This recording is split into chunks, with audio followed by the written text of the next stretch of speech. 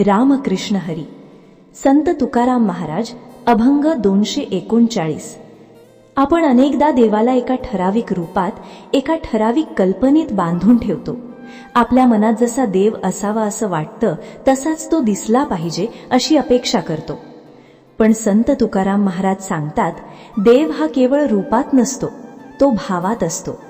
आजचा हा अभंग आपल्याला शिकवतो की देव समोर येऊन उभा राहिला तरी जर आपला भाव बदललेला असेल तर तो देव सुद्धा आपल्याला ओळखू येत नाही.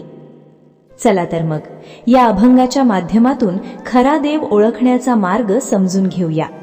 अभंग 239. काळिया नाथुनी आलावरी, पैल हरी दाखविती. 1. ध्रुवपद.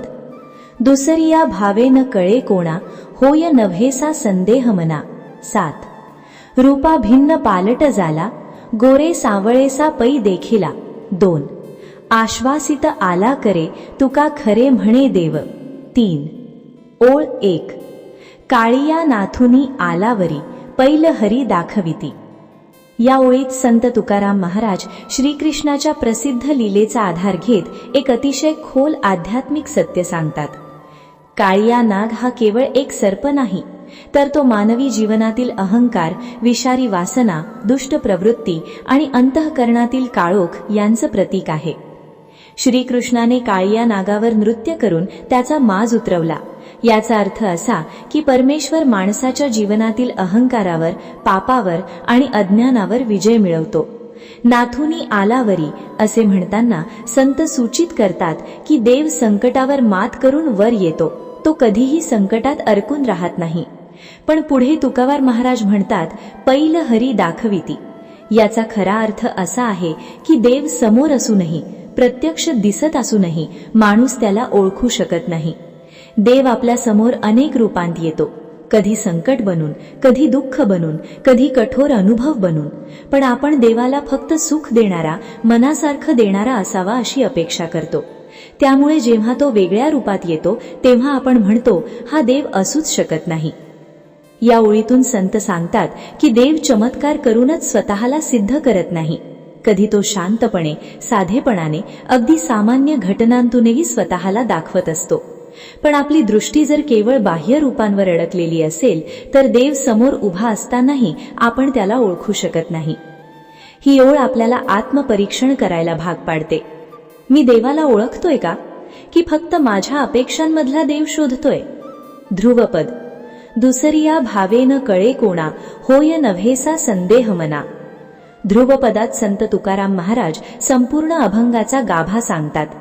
दुसरिया भावे म्हणजे शुद्ध भक्तिभावा व्यतिरिक्त इतर भाव, जसं स्वार्थ, अहंकार, शंका, तुलना, मत्सर किंवा व्यावहारिक गणित.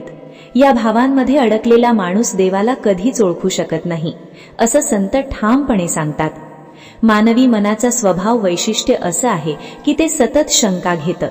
देव भेटला तरी मन विचार करतं, खरंच हा देव आहे का, माझ्यासाठी तू काय करणार? या शंका भक्तीला पोखरून टाकतात. म्हणून संत म्हणतात, अशा भावामुळे मनात संशय निर्माण होतो आणि तो संशय देवाशी असलेलं नातं तोडून टाकतो. देवाला समजण्यासाठी बुद्धी नाही तर भावाची गरज असते. बुद्धी विचार करते, भाव अनुभवतो. जिथे भाव शुद्ध असतो तिथे देव आपोआप प्रगट होतो. पण जिथे मनात स्वार्थ असतो तिथे देव असूनही नव्हेसा वाटतो, म्हणजेच नसल्यासारखा वाटतो. तुकाराम महाराज इथे एक महत्वाचा इशारा देतात. देव दूर जात नाही, मनाचा भाव बदलतो आणि भाव बदलला की देव कळेनासा होतो. ही ओळ आपल्याला सांगते की भक्ती ही केवळ पूजा, जप, व्रत इतकीच मर्यादित नसून ती अंतःकरणाची अवस्था आहे. भाव जर खरा असेल तर देव नक्की कळतो, नाहीतर तो समोर असूनही नजरेआड राहतो. ओळ 2. रूपा भिन्न पालट झाला, गोरे सावळेसा पै देखिला. या ओळीत संत तुकाराम महाराज देवाच्या रूपांविषयीचा मानवी गैरसमज उघड करतात. माणूस देवाला एका ठराविक रूपात पाहू इच्छितो, सुंदर, तेजस्वी, आपल्या कल्पनेत बसणारा. पण संत सांगतात, देवाचं रूप सतत बदलत असतं. कधी तो गोरा वाटतो, कधी सावळा, म्हणजेच कधी तो आपल्याला सुख देणारा वाटतो तर कधी दुःख देणारा. जीवनात जेव्हा चांगलं घडतं तेव्हा आपण म्हणतो, देव खूप दयाळू आहे. पण जेव्हा वाईट घडतं तेव्हा म्हणतो देव कुठे गेला. संत म्हणतात देव बदलत नाही, आपली समज बदलते. देव कधी परीक्षेच्या रूपात येतो, कधी अपमानाच्या रूपात, कधी अपयशाच्या रूपात, पण त्या प्रत्येक अनुभवामागे आपल्याला घडवण्याचा उद्देश असतो. रूप वेगळं वाटतं पण आतला भाव तोच असतो, कल्याणाचा. ही ओळ आपल्याला शिकवते की देवाला केवळ सुखाच्या क्षणीच ओळखू नका.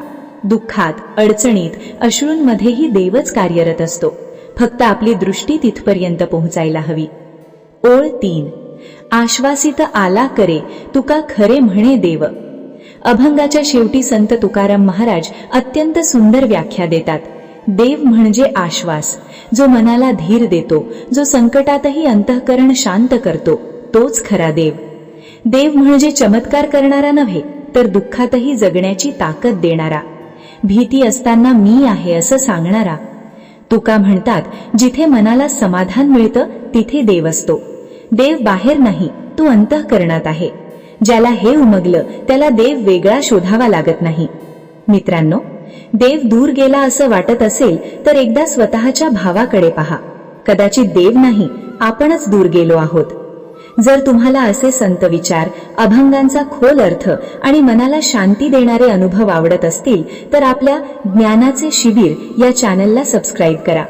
प्लीज लाईक करा, शेअर करा आणि संत वाणीचा हा दीप अधिकाधिक लोकांपर्यंत पोहोचवूया. पुन्हा भेटू एका नव्या अभंगासह.